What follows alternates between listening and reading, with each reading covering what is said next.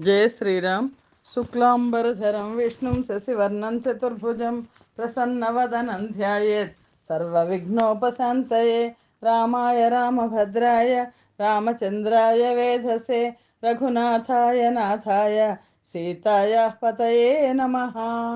వాల్మీకి రామాయణం శ్రీ పుల్లల శ్రీరామచంద్రుడు గారు తెనుగు చేసినది అరణ్యకాండ 40వ సర్గలో ఉన్నాం. మారీచుడు రావణునికి అనవసరమైన ప్రయత్నాలు చేయొద్దు అని చెప్పడం ఇప్పటిదాకా చూసాం.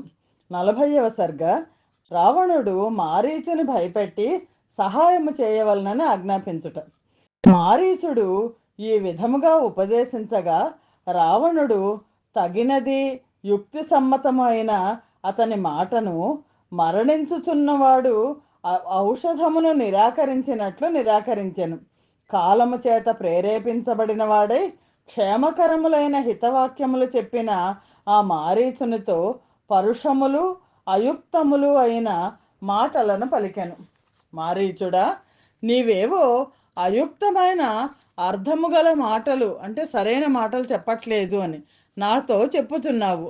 అవన్నీ చవట నేలలో వేసిన విత్తనముల వలె వ్యర్థములైపోవును.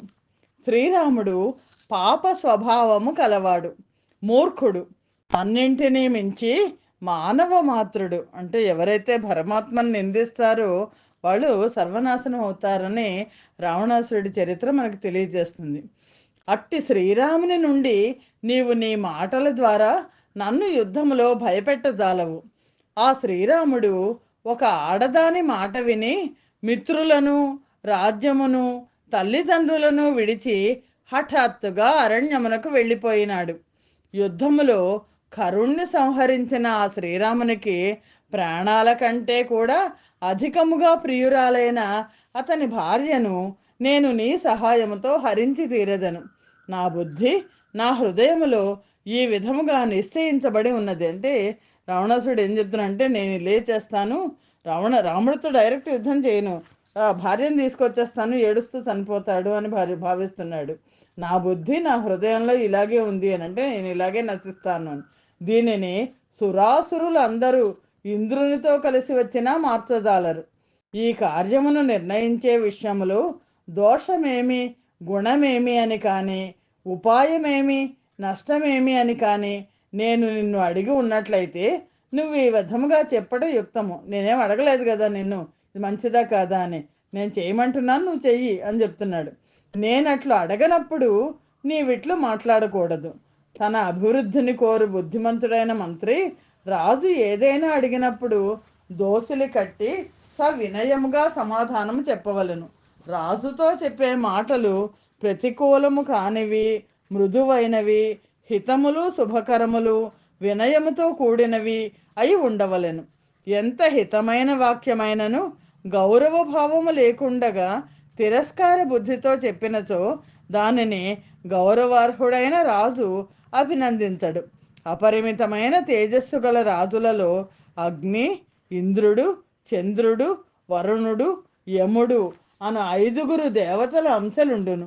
మహాత్ములైన రాజులలో అగ్నిదేవుని ఉష్ణత్వము, ఇంద్రుని పరాక్రమము, చంద్రుని సౌమ్యత్వము, యముని దండము, వరుణుని ప్రసన్నత్వము ఉండును.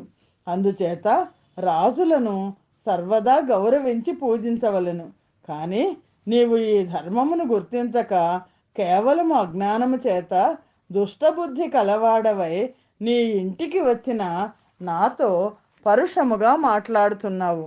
మారీచ, నీ పరాక్రమము అపరిమితము. కానీ ఈ పని మంచిదా చెడ్డదా అని కానీ, నాకు ఈ విషయమునందు సామర్థ్యము ఉన్నదా లేదా అని కానీ నేను నిన్ను అడుగుటలేదు. నేను అడగట్లేదు నేను చేయనా వద్దా అని. నేను నిన్ను అడిగినదల్లా ఈ కార్యమునందు నాకు సహాయము చెయ్యమని మాత్రమే. నేను తలపెట్టిన ఈ మహత్కార్యమునందు నీవు సహాయము చేయవలను. నా ఆజ్ఞ ప్రకారము నాకు సహాయమునకై నీవేమి చేయవలనో వినుము. నీవు వెండి చుక్కల చేత చిత్రవర్ణమైన బంగారు లేడి రూపము ధరించి శ్రీరాముని ఆశ్రమములో సీత ఎదుట సంచరించవలెను. ఆమెకు ఆసక్తి కలిగించి అటు పిమ్మట నీకిష్టమైన చోటికి వెళ్ళిపోవచ్చు. బంగారు మాయామృగము రూపంలో ఉన్న నిన్ను చూచి సీత ఆశ్చర్యభరితురాలై, ఈ మృగమును శీఘ్రముగా పట్టి తీసుకొని రమ్ము అని శ్రీరాముని అడగగలదు.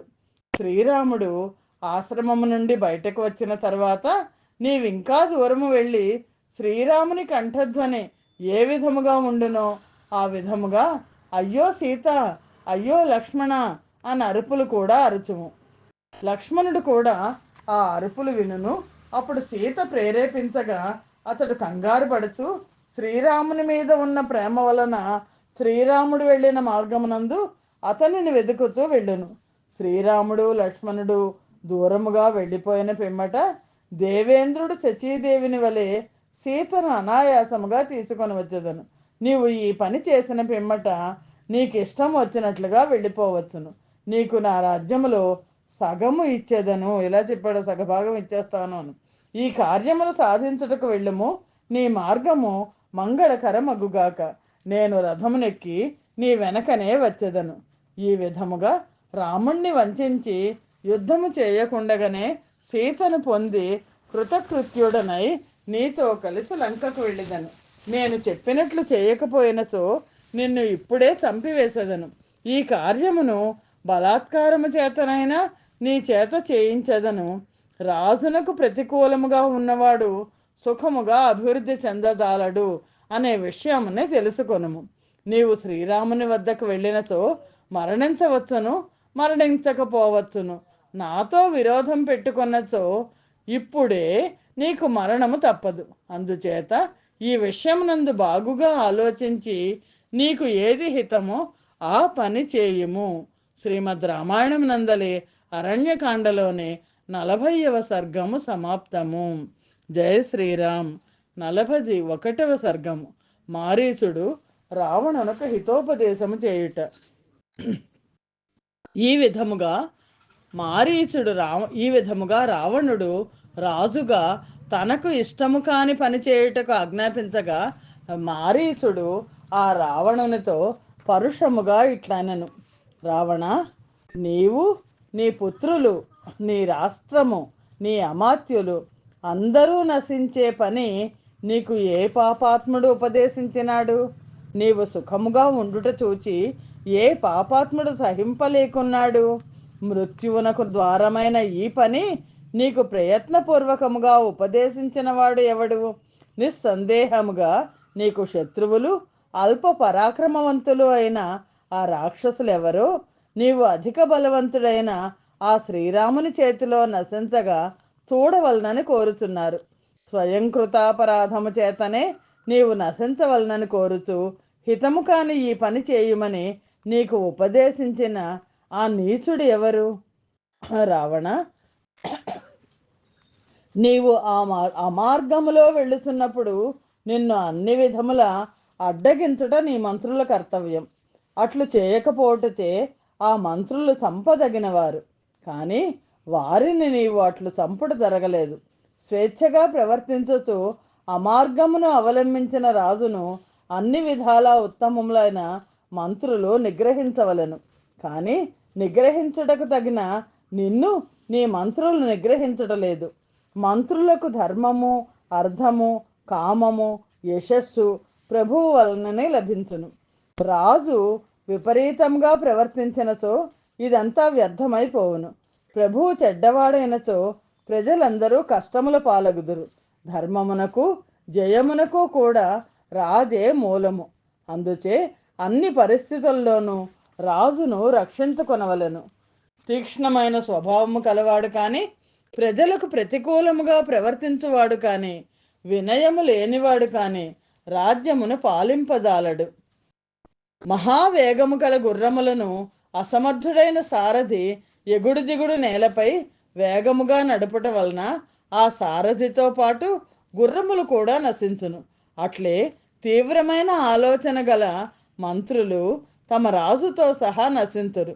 ఈ లోకములో సన్మార్గమునందు నడుచుచు ధర్మమును ఆచరించుతున్న ఎందరో సత్పురుషులు ఇతరులు చేసిన అపరాధముల వలన సపరివారముగా నశించినారు. ప్రతికూలురు తీక్ష్ణ స్వభావము కలవాడు ఆయన ప్రభువు పరిపాలనలో ఉన్న ప్రజలు నక్క చేత రక్షించబడుతున్న గొర్రెల వలె వృద్ధి పొందరు. ఏ రాక్షసులకు క్రూరుడవు, దుర్బుద్ధివి, ఇంద్రియములను జయింపజాలని వాడవు అయిన నీవు రాజుగా ఉన్నావో ఆ రాక్షసులందరూ తప్పక నశించగలరు. మారీచుడు మొట్టమొదటి శాపమని చెప్పేశాడు. నాకు ఆకస్మికముగా ఇప్పుడు ఈ ఆపద వచ్చి పడింది. ఇందుకు నాకేమీ విచారం లేదు. నిన్ను గూర్చే నాకు విచారము. ఎందుచేతననగా నీవు సైన్యముతో సహా నశించనున్నావు. నన్ను చంపిన కొంచెము కాలమునకే శ్రీరాముడు నిన్ను కూడా చంపగలడు. నేను శత్రువు చేతిలో మరణించుటచే కృతార్థుడను అయ్యదను. రాముని కంటబడగానే నేను చచ్చిపోవుదును అని నిర్ణయించుకొందును. కానీ సీతను హరించిన వెంటనే నీవు కూడా నీ బంధువులతో సహా చంపబడగలవు అను విషయమును తెలుసుకొనుము. నీవు నాతో కలిసి వెళ్ళి శ్రీరాముని ఆశ్రమం నుండి సీతను తీసుకొని వచ్చినట్లయితే నీవు ఇంక ఉండవు, లంక ఉండదు, రాక్షసులు కూడా ఉండరు. రావణ, నీ హితమును కోరి నేను నిన్ను నివారించుతూ పలుకుతున్న ఈ మాటలు నీవు అంగీకరించటలేదు. ఆయువు మూడి మరణించిన వారితో సమానులైన నరులు స్నేహితులు చెప్పిన హితవాక్యములు వినరు కదా. శ్రీమద్ రామాయణం నందలి అరణ్యకాండలోని 41వ సర్గం సమాప్తము. స్వస్తి ప్రజాభ్య పరిపాలయంతాం న్యాయేన మార్గేణ మహిమహీషాః గోబ్రాహ్మణేభ్య శుభమస్తు నిత్యం. లోకా సమస్తా సుఖినో భవంతు. సర్వం శ్రీరామార్పణమస్తు. జయ శ్రీరామ్.